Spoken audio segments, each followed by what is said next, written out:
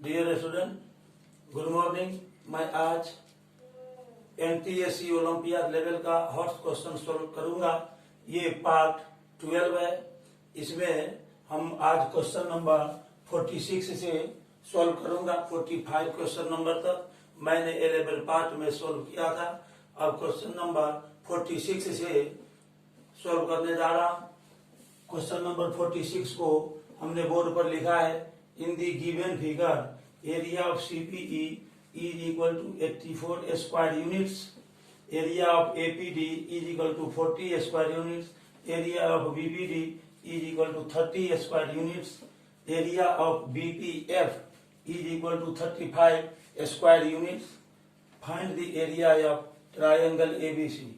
ये जो फिगर दिया हुआ है, इस फिगर में देखिए, ये जो 1 2 3 4 ट्रायंगल है, इस 4 ट्रायंगल का एरिया दिया हुआ है और हमें पूरा ट्रायंगल एबीसी का एरिया निकालना है। यहाँ पर ट्रायंगल एबीसी 1 2 3 4 5 6 ट्रायंगल्स में डिवाइड किया गया है, जिसमें से 4 ट्रायंगल का 4 ट्रायंगल्स का एरिया दिया हुआ है। यदि हम इस दोनों ट्रायंगल का, जिसका की एरिया नहीं मालूम है, उसका एरिया यदि हम निकाल लेते हैं और सबको ऐड कर देंगे तो ट्रायंगल एबीसी का एरिया मालूम हो जाएगा। इसके लिए हमको कंस्ट्रक्शन करना पड़ेगा। आइए अब हम देखते हैं इसको किस तरह से बनाते हैं। सबसे पहला काम करेंगे कि ये जो फिगर दिया हुआ है, इस फिगर को हम अभी बनाएंगे। इसको सॉल्व करेंगे।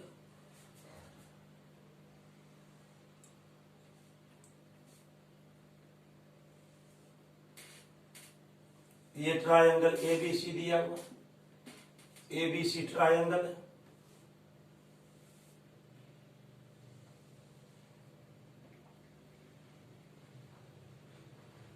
यहां पर ये पॉइंट P दिया हुआ है, ये पॉइंट P है, ये पॉइंट D है, ये पॉइंट F, और ये पॉइंट D, ये पॉइंट E और ये पॉइंट F है।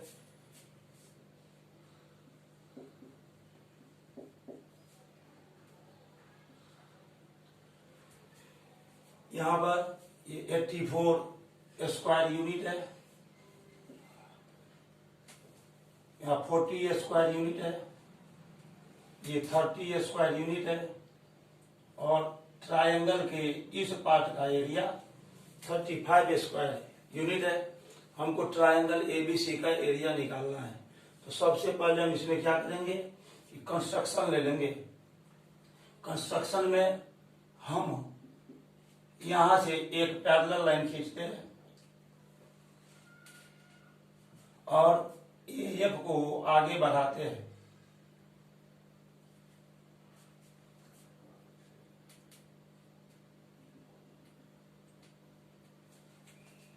ये हमने क्या किया, इस ट्रायंगल में एएफ को हमने आगे बढ़ा दिया और यहाँ बी पॉइंट से सीडी के पैरेलल एक लाइन खींच लेंगे।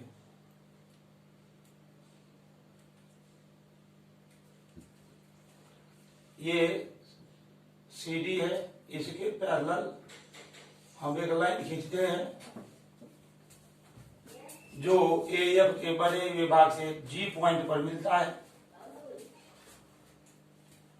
तो हमने कंस्ट्रक्शन में क्या किया, बी से सीडी के पैरेलल एक लाइन ड्रॉ किया जो एएफ के प्रोड्यूस्ड पार्ट से एफ पॉइंट पर मिलता है। इसमें कंस्ट्रक्शन लेना पड़ेगा। इसमें कंस्ट्रक्शन लेंगे।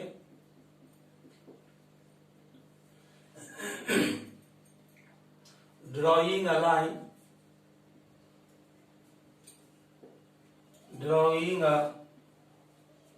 line through the point B,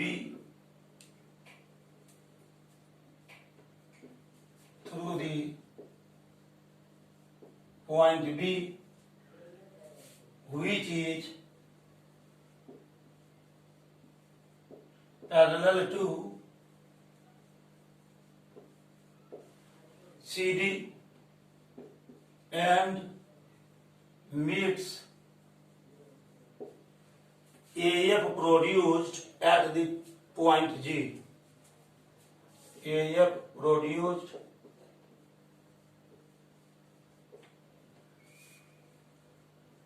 at the point G.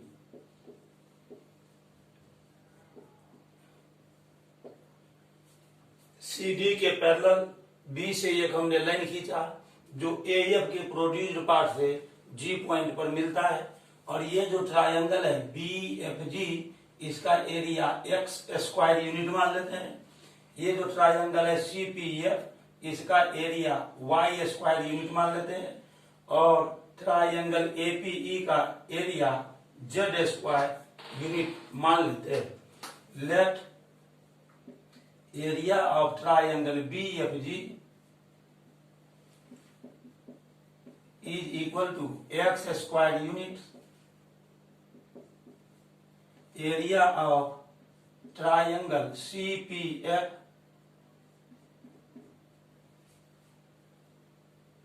area of triangle CFP is equal to y square unit,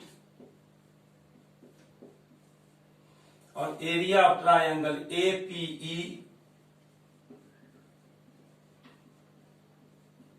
is equal to z square units.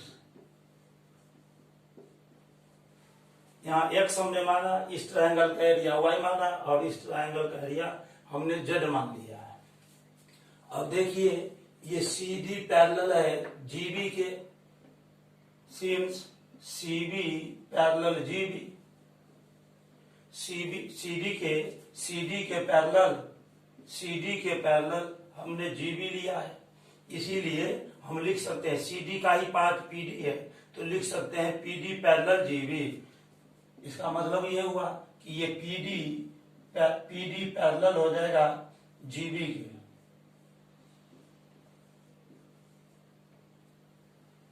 अब इस ट्रायंगल को लेंगे BAG ट्रायंगल में PD GB के parallel है।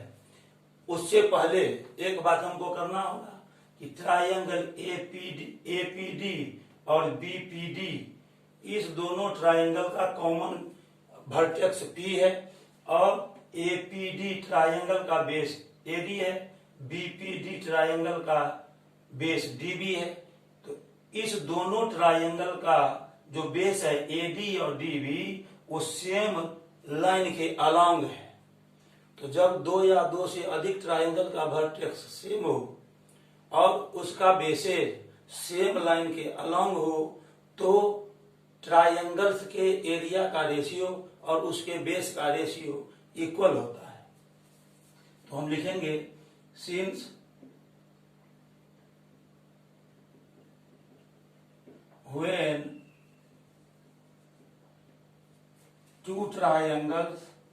two or more triangles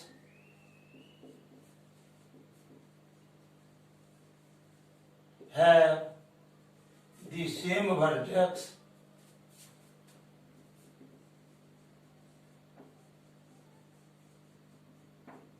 and their bases are along the same line, then ratio of the areas of triangles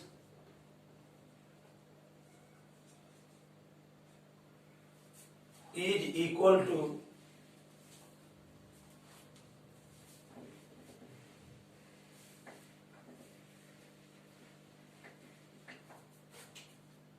ratio of the areas of triangles is equal to the ratio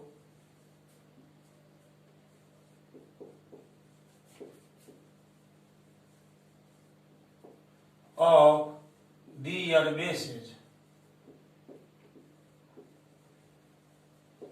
इसका मतलब यह हुआ कि कि यदि दो या दो से ज्यादा ट्रायंगल का वर्टेक्स सेम हो और उस सभी ट्रायंगल का बेस सेम लाइन के अलोंग हो तो ट्रायंगल्स के एरिया का रेशियो और उसके बेस का रेशियो इक्वल होता है।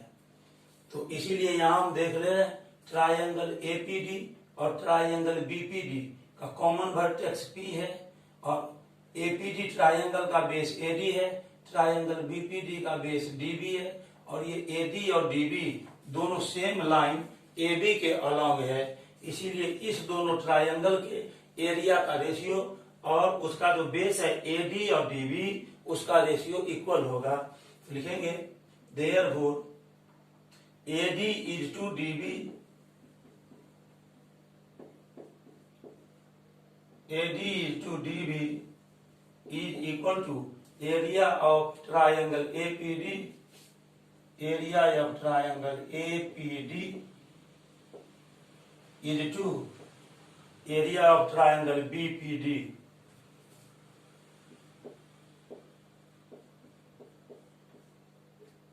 इस तरह से हम लिख सकते हैं AD by DB is equal to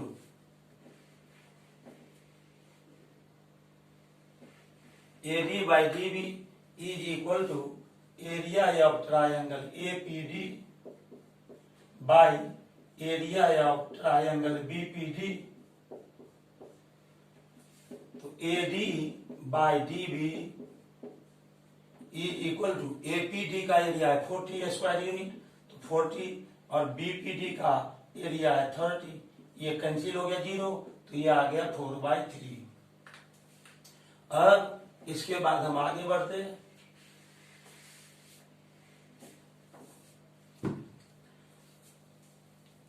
तो एडी बाई डीबी का हमने रेशियो निकाला 4/3।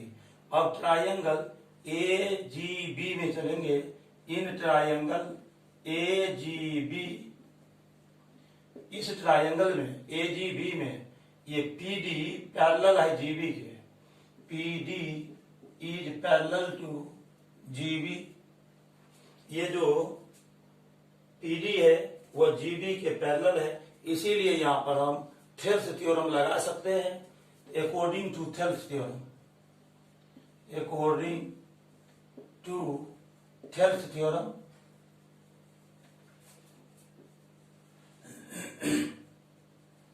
यहां पर हम थेल्स थ्योरम लगाएंगे तो हो जाएगा AP by PG is equal to AD by DB. AP by PG is equal to AD by DB. तो AP by PG is equal to AD by DB. इस तरह से AP by PG is equal to, और AD by DB का value हमने 4/3 निकाला है, इसको फर्स्ट मान लेंगे। तो फर्स्ट से हम देखते हैं कि एडी बाई डीबी का वैल्यू आ गया है 4/3, तो यहाँ एडी बाई डीबी के जगह पर 4/3 आ जाएगा, ये हो जाएगा 4/3। इसको सेकंड मान लेंगे, यहाँ पर लिखेंगे यूजिंग फर्स्ट, फर्स्ट को हमने यूज कर लिया। अब देखिए इसके बाद हम इधर बना रहे हैं क्वेश्चन को, बाकी भाग हम इस साइड लिख रहे हैं।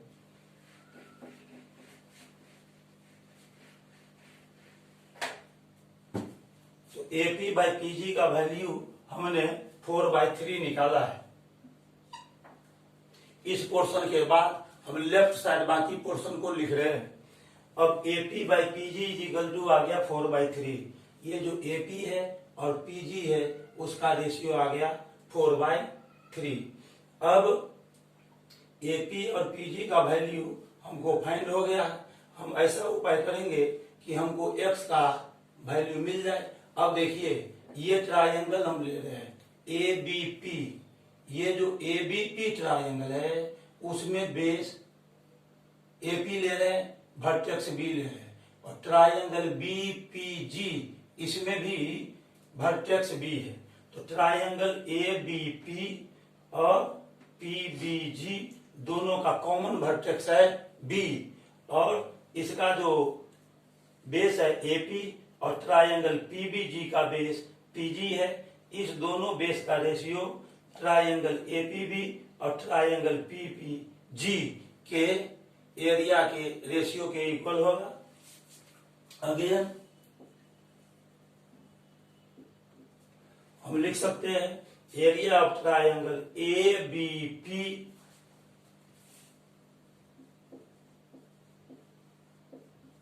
By area of triangle G B P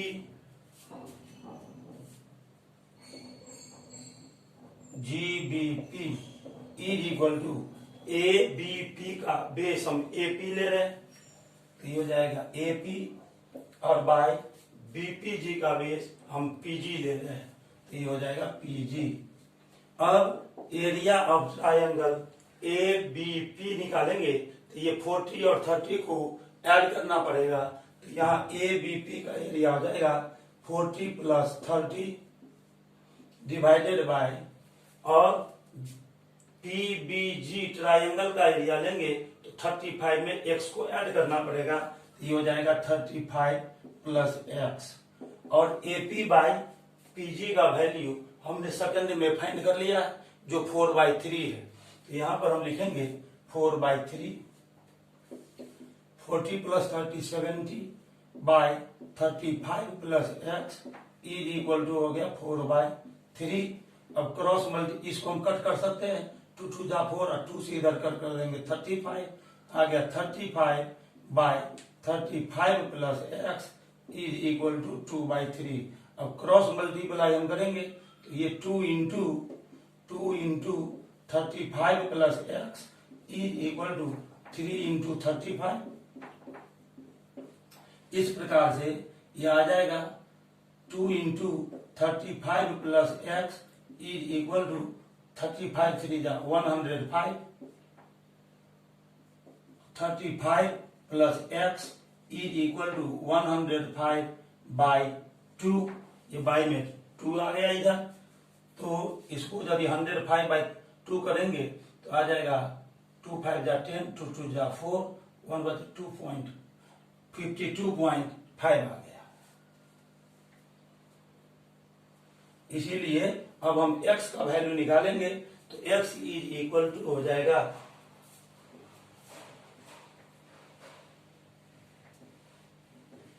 अब हम x का वैल्यू निकालेंगे तो हो जाएगा x इज इक्वल टू 52.5 और माइनस 35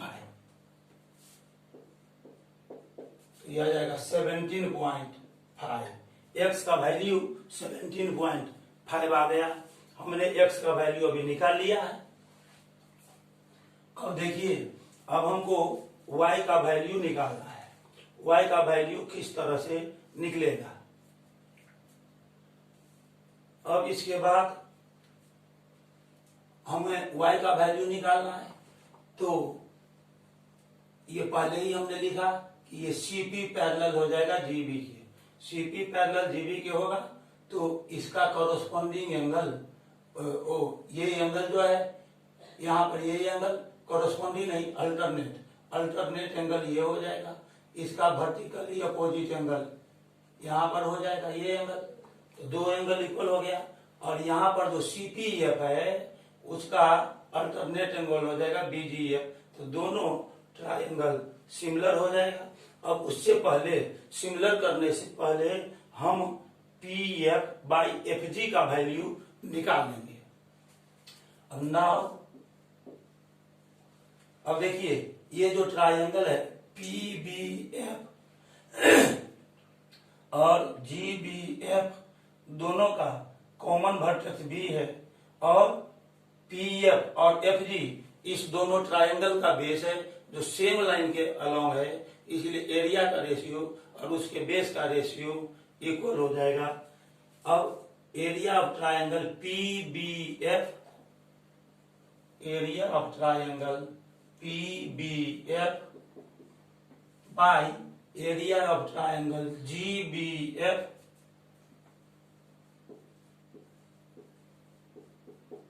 इज इक्वल टू तब ये हो जाएगा P F by F G.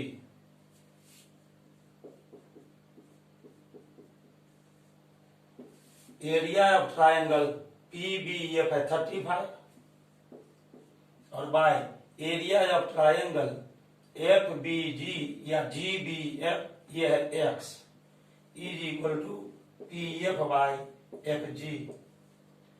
अब ये हो गया 35 और डिवाइडेड बाय एक्स का वैल्यू हमने 17.5 लिया है, तो ये 17.5 is equal to P F by F G. ये जो रेशियो आया A D by D B वो 4/3 था। इसको हम इंफॉर्मेशन के तौर पर यहाँ पर लिख रहे हैं। जो मेरा यहाँ ऑब्जर्वेशन आ रहा है A D by D B 4/3 था, इसको हम यहाँ कॉर्नर पर लिख रहे हैं A D by D B is equal to 4/3। इसको हमने फर्स्ट लिया था और उसके बाद सेकंड में आया था A P by P G, A P by P G is equal to हमने निकाला है यहाँ 4/3। ये 4/3 हो गया, ये हो गया सेकंड। और x का वैल्यू हमने यहाँ 17.5 निकाला है, तो x का वैल्यू ये डेटा हम यहाँ पर कलेक्ट कर रहे हैं 17.5 हो गया। अब हम इसके बाद इसको कट करेंगे, यहाँ से, तो ये 2 हो जाएगा। तो 2/1 इज इक्वल टू हो गया P F by F G, that is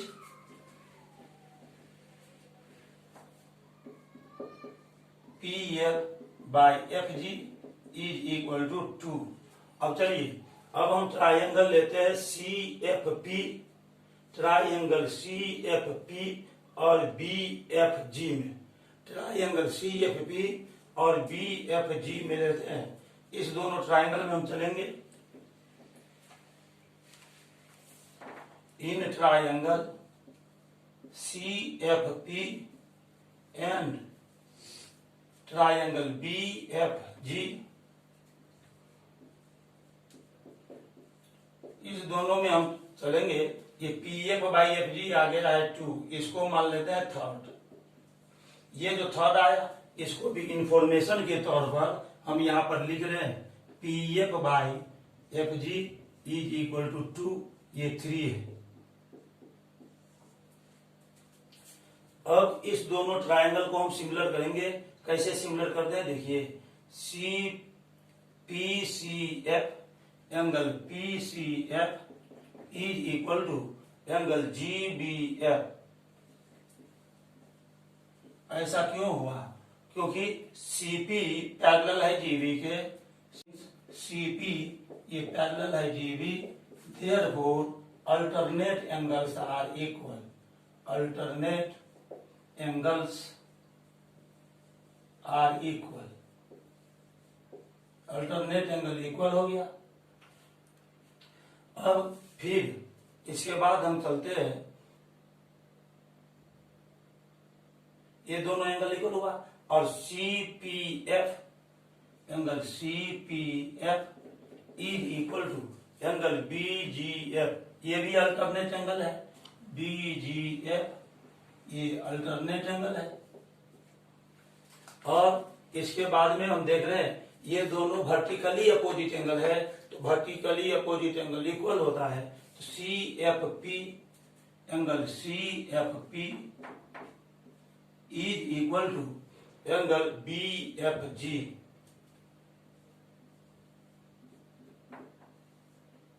ये वर्टिकली अपोजिट एंगल्स है, यहां लिख देंगे वर्टिकली अपोजिट एंगल्स। ये वर्टिकली अपोजिट एंगल हो गया। तो जब वर्टिकली अपोजिट एंगल हो गया तो क्या होगा, ये इस ट्रायंगल का और इस ट्रायंगल का तीनों एंगल आपस में इक्वल है, तो इसीलिए ए सिमिलरिटी से दोनों ट्रायंगल हो जाएगा सिमिलर।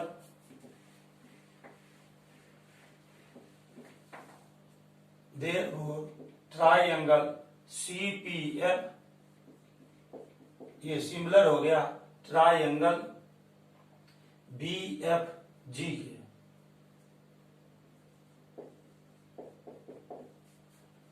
Bye a similarity.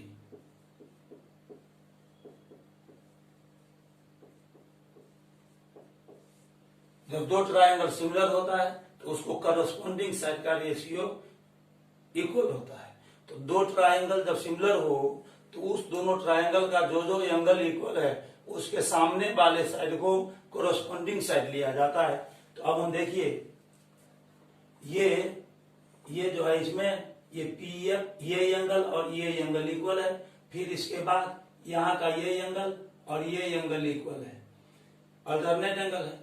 तो कोरोस्पोंडिंग साइड का तो रेशियो सेम होता ही है और साथ ही साथ दो सिमिलर ट्रायंगल के एरिया का रेशियो कोरोस्पोंडिंग साइड के स्क्वायर के रेशियो के इक्वल होता है, दोनों बात होता है। तो अब देखिए अब हम ये निकालेंगे, ये पी एफ बाई एफ जी हमने यहाँ पर निकाल लिया है शब्द में।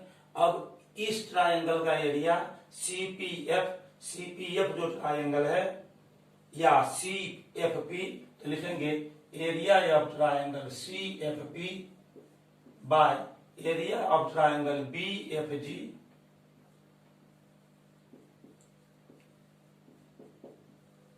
Is equal to similar triangle के एरिया का रेशियो कोरोस्पोंडिंग साइड के स्क्वायर के रेशियो के इक्वल होता है। तो कोरोस्पोंडिंग साइड कौन लेंगे? कोरोस्पोंडिंग साइड हम लेते हैं ये जो यहाँ एंगल है और ये एंगल दोनों में इक्वल था, तो इसका अपोजिट साइड हो जाएगा पी एफ और इसका अपोजिट साइड हो जाएगा एफ जी। तो ये हो जाएगा P F square by F G square. अब area of C F P, area of triangle C F P है वाई, इसको हमने शुरू में ही वाई मान लिया था, और area of triangle B F G है एक्स। अब ये दोनों पर स्क्वायर है तो इसको हम ऐसे लिख सकते हैं C F by F G का होल स्क्वायर। इसके बाद हम लिखेंगे y और बाय x का वैल्यू हमने यहाँ पर 17.5 निकाला है, यहाँ x का वैल्यू हमने 17.5 निकाला था, तो यहाँ पर लिख देंगे 17.5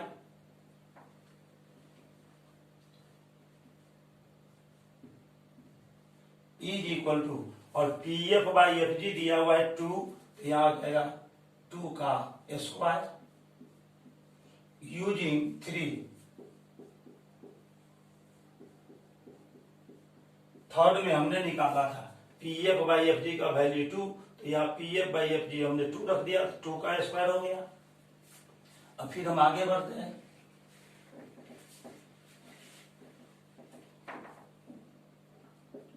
y by 17.5 is equal to हो गया 4। Therefore y is equal to, cross multiply कर देंगे, 17.5 इंटू 4, इसका वैल्यू आ जाएगा 70। तो y का वैल्यू हमने 70 निकाल लिया है। यहाँ डेटा हम कलेक्ट कर रहे हैं, ये 70 निकाल लेंगे ये y। अब हम y का वैल्यू 70 निकाल चुके हैं। अब ये जो z है ए पी ई ट्रायंगल का एरिया, उसको हमें फाइंड करना है। तो अब देखिए यहाँ पर सबसे पहले हम C P a to P D find करेंगे। सी पी और पी डी का रेशियो क्या है? तो यहाँ पर आप देखते हैं कि ट्रायंगल पी बी सी और पी बी डी का कॉमन वर्टेक्स बी है, और ट्रायंगल पी बी सी का बेस सी पी है, और ट्रायंगल डी बी पी का बेस पी डी है, जो सेम लाइन सी डी के अलॉन्ग है। इसीलिए इस दोनों ट्रायंगल का एरिया उसके बेस के रेशियो के इक्वल होगा। अब हम चलते हैं आगे की ओर।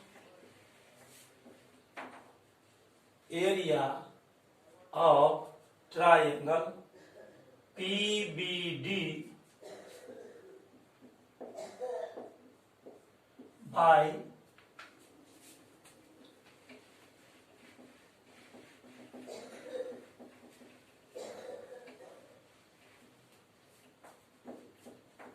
Area of triangle P B D by area of triangle P B सी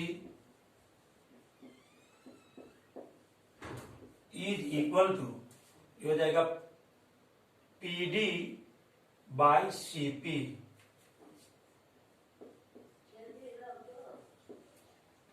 अब एरिया ऑफ ट्राइंगल DBP का रेशियो है 30।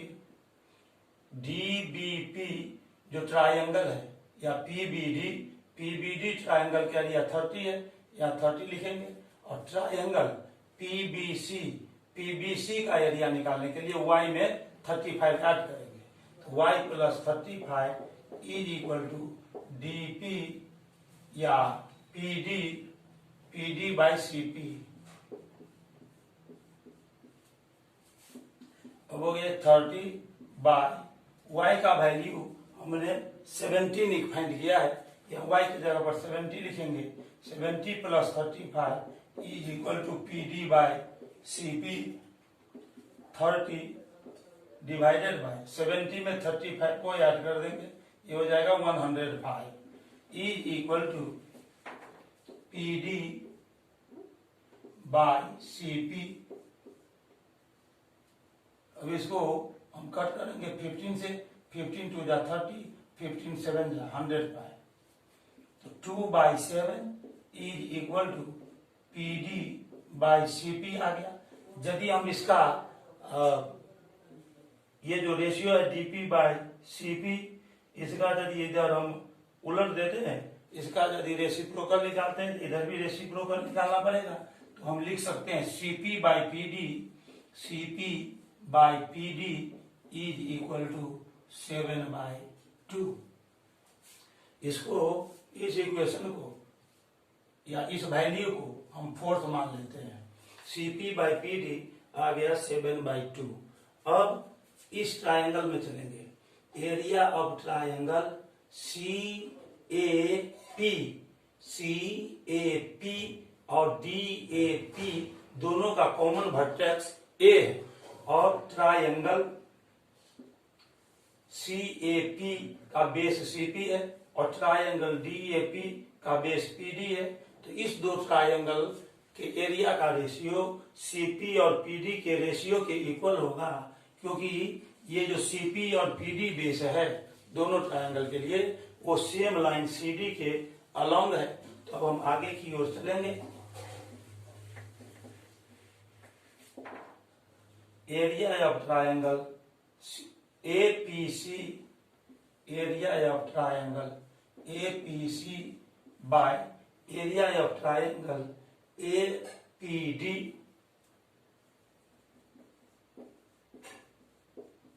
Is equal to CP by PD।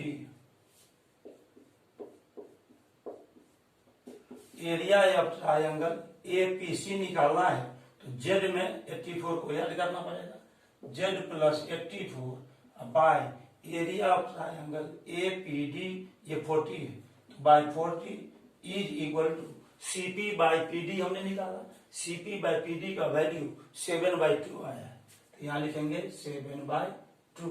इसको कट कर देंगे, यहाँ 20 आ गया। तो ये जो फोर्थ हमने यहाँ निकाला है CP बाई PD, उसको यहाँ पर लिख लेंगे, CP by PD is equal to 7/2। ये फोर्थ हो गया। अब इसको लेकर आगे बढ़िए। Z plus 84 by 20 is equal to 7। Therefore Z plus 84 is equal to, cross multiply कर लेंगे 140। Therefore Z is equal to 140 minus 84। 140 से 84 को अब हम सब्ट्रैक्ट कर देंगे। 10 माइनस 4 6, 13 माइनस 8, ये 5 आ गया। तो Z का वैल्यू हमने 56 निकाला, तो Z इज इक्वल टू 56। यहां पर हमने सारे डेटा को एक जगह लिख लिया है। अब इसके बाद हम आगे चलते हैं।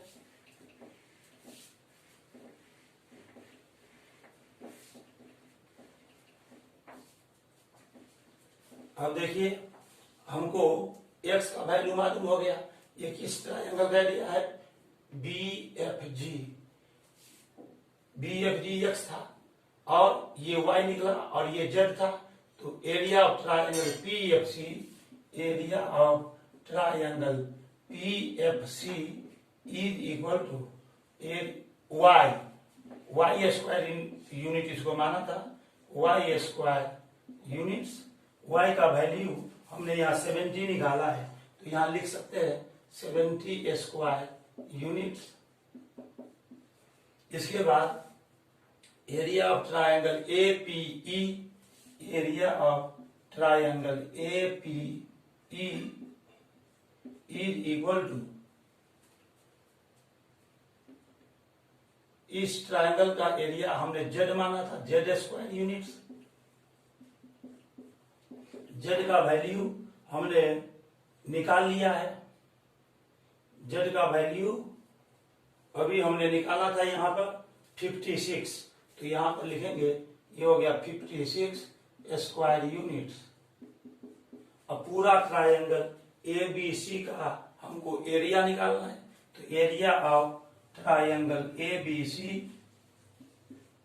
ये जो सारा ट्रायंगल है इस सब का एरिया जोड़ना पड़ेगा, तो लिखेंगे area of triangle P F C plus area of triangle C P E plus area of triangle A P E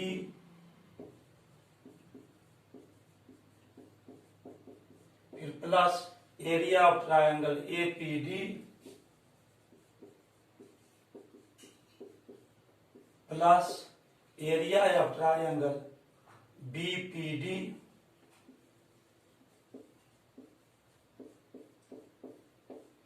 plus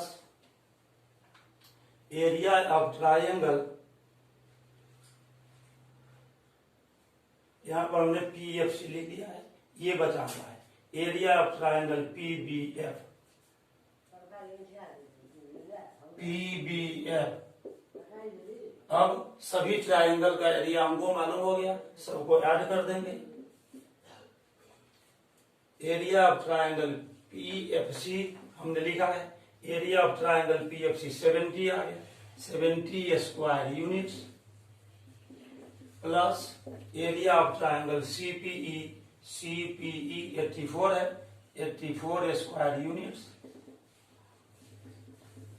plus area of triangle APE, APE का वैल्यू हमने यहाँ 56 निकाला है, plus 56 square units plus area of triangle APD, APD ये 40 दिया हुआ है, तो यहाँ पर हम 40 स्क्वायर यूनिट्स लिखेंगे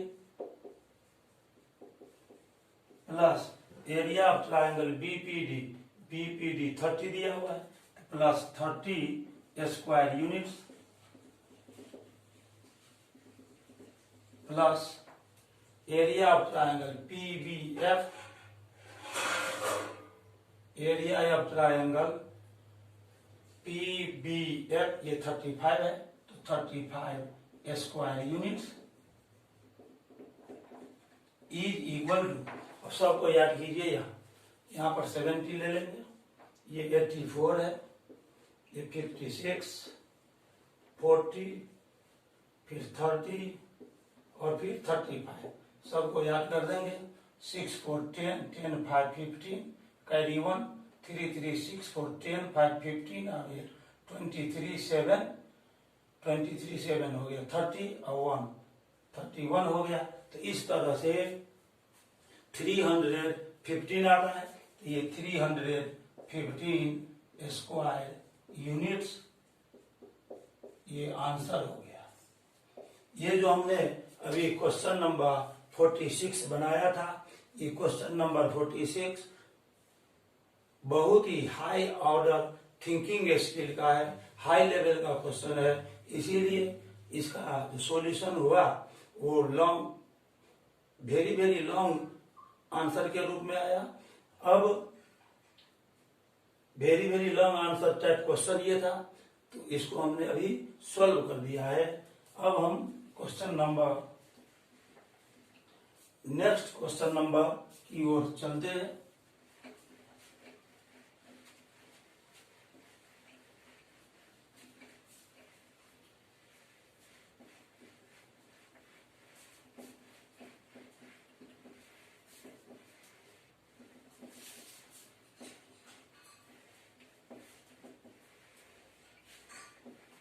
सिक्स क्वेश्चन नंबर के बाद अब हम 47 क्वेश्चन नंबर बोर्ड पर लिख रहे हैं। क्वेश्चन नंबर 47, क्वेश्चन नंबर 47 में ABC is a right angle triangle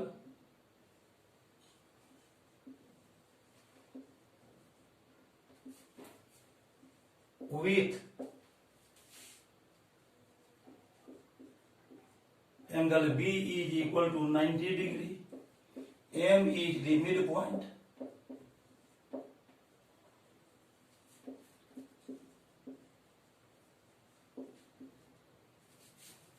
of AC and BM is equal to root over 117 cm. Sum of the lengths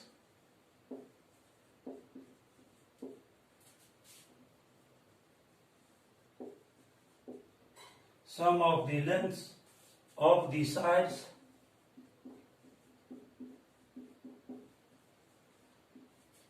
AB and BC is 30 cm. Find the area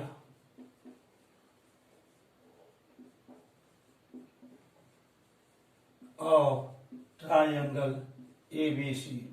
ये जो question अभी हमने लिखा question number 47, इसको अब हम solve करेंगे। इस क्वेश्चन में ABC राइट एंगल ट्राइंगल है जिसमें एंगल B 90 डिग्री है। यहाँ पर हम एक राइट एंगल ट्राइंगल बनाते हैं जिसमें एंगल B 90 डिग्री दिया हुआ है।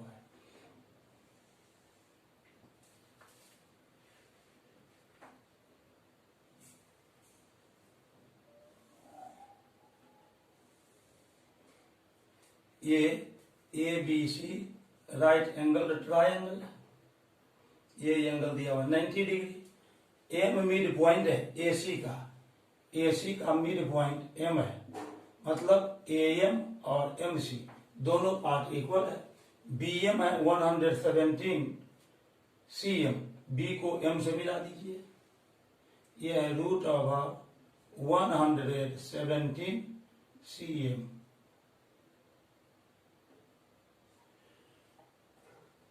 सम of the length of the side AB and BC, AB और BC ये जो दो साइड है उस दोनों का लेंथ का सम दिया हुआ है 30 cm। तो ये ट्राइंगल ABC का हमको एरिया निकालना है। ये राइट एंगल ट्राइंगल है, half into base into height से इसका एरिया निकलेगा। इसके लिए हाइट AB और बेस BC फाइंड करना पड़ेगा। तो लिखेंगे in triangle ABC angle B is equal to 90 degree और M मिड पॉइंट दिया हुआ है, M is the mid point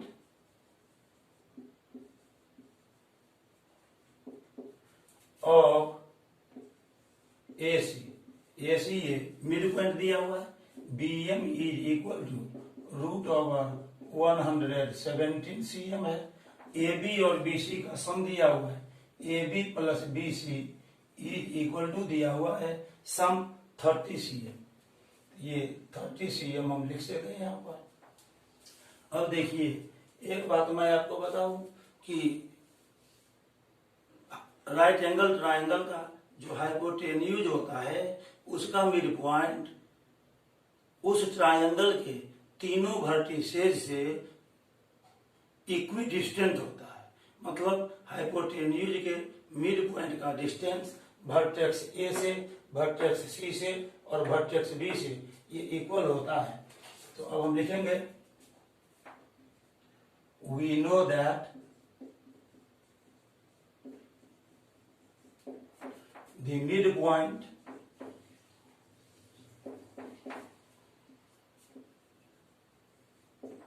of a right angled triangle, midpoint of the hypotenuse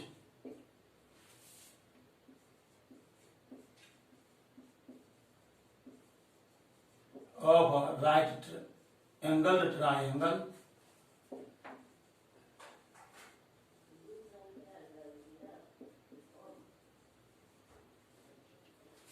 is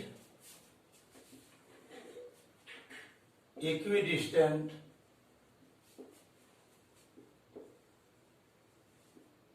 of the vertices of the triangle.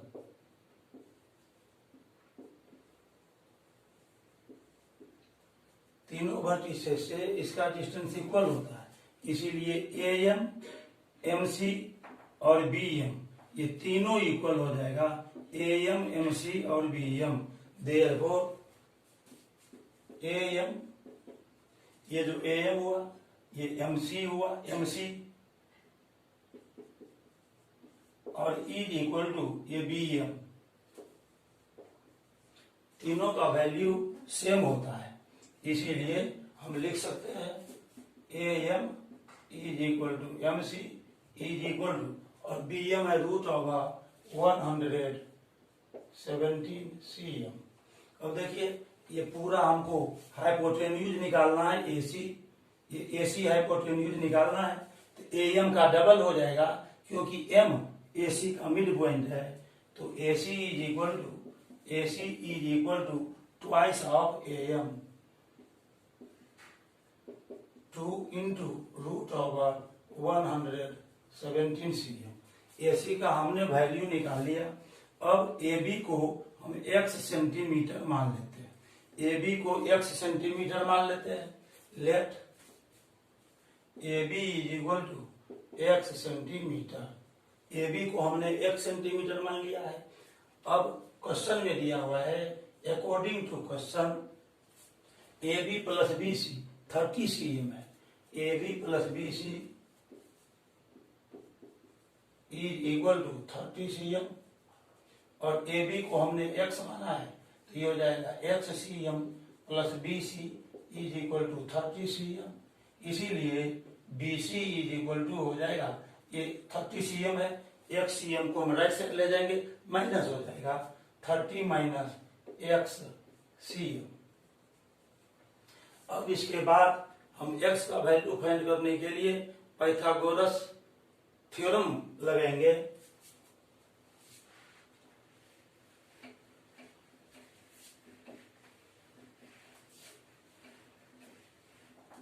According to Pythagoras theorem, according to Pythagoras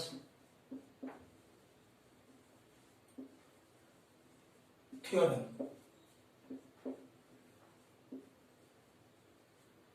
आप जानते हैं Pythagoras theorem के अनुसार in a right angle triangle H square is equal to P square plus B square. यह hypotenuse AC है, hypotenuse AC है, तो AC square is equal to हो जाएगा AB square plus BC square, AB square plus BC square is equal to AC square, और AB को हमने x माना है, और यहाँ पर BC आया है 30 माइनस x, ये लिखेंगे 30 माइनस x का स्क्वायर, और AC का वैल्यू हमने फाइंड किया है 2 इंटू रूट ऑफ 117, इसका स्क्वायर हो जाएगा। अब इसके बाद इसको हम लिखेंगे x square plus a minus B whole square बरतोड़ेंगे, तो ये हो जाएगा 30 square minus 2 into 30 into x plus x square is equal to 2 का स्क्वायर 4 और इंटू रूट 117 का स्क्वायर 117 होगा, तो x स्क्वायर 30 स्क्वायर हो गया 900, 32 जा 60x और plus x square is equal to 468। अब x square plus x square हो गया 2x स्क्वायर और माइनस 60x प्लस 900, और इसमें से 468 60x माइनस हो जाएगा, इसको हम लेफ्ट साइड लगेंगे तो इधर हो जाएगा 0।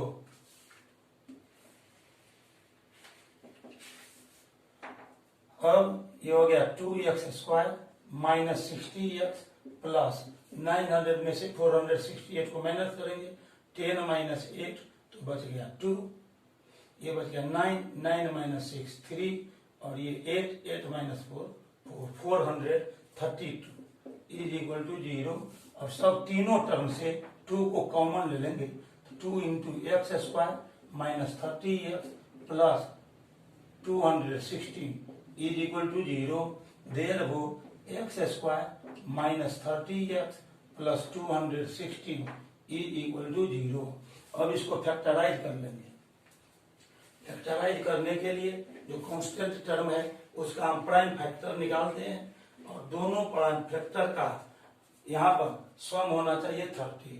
तो 216 है, इसको हम लिख लेंगे ऐसे, 216 में 2 से रहेंगे डिवाइड 108, फिर 2 से इसको 54, 2 से हो जाएगा 27, फिर 3 से 3 9 जा 27 और 3 3 जा 9। तो इस तरह हमने 216 का प्राइम फैक्टर 3 3 जा 9, ये 3 3 और 2 को रखिए, तो 3 3 जा 9 2 जा 18, 2 इंटू 3 इंटू 3, इस 3 को हम एक साथ रखते हैं यहाँ से, 2 इंटू 3 इंटू 3 इंटू 2, 3 3 जा 9 2 जा 18 इंटू 2 2 जा 4, 4 3 जा 12। तो इस 18 को और 12 को याद करेंगे तो ये 30 आ जाएगा।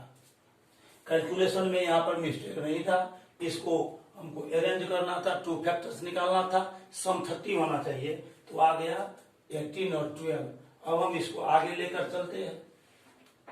अब इसको लिख सकते हैं x² माइनस 30x को हम लिख सकते हैं 18x plus 12x minus 18x plus 12x plus 216 is equal to 0। Minus 18x और माइनस 12x हो जाएगा माइनस 30x। अब इस दोनों में से x को कॉमन ले लेंगे, x माइनस 18 माइनस 12 हम लेंगे सेकेंड और थर्ड टर्म से कॉमन, तो आ जाएगा यहाँ से x और माइनस यहाँ साइन आया इसलिए अगला साइन बदल जाएगा, 12 से इसको डिवाइड करेंगे 18 आ जाएगा इज इक्वल टू 0। अब x माइनस 18 दोनों टर्म से कॉमन ले लेंगे, तो x minus 18 into x minus 12 is equal to 0। तो x minus 18 is equal to 0 और x minus 12 is equal to 0। तो x का दो वैल्यू आ जाएगा 18 और यहाँ से आ जाएगा 12। अब हमने इस AB को x माना था, तो लिखेंगे AB is equal to x cm is equal to 18 cm। ये 18 ले रहे हैं तो BC क्या हो जाएगा, BC हमने निकाला था 30 माइनस x, तो ये हो जाएगा 30 minus x cm is equal to 30 minus 18 cm, तो ये हो जाएगा 12 cm। और जब AB का वैल्यू है x, cm x का वैल्यू हम 12 लेते हैं 12 cm, तो BC हो जाएगा 30 minus x centimetre is equal to 30 minus 12 cm, तो ये आ गया 18 cm।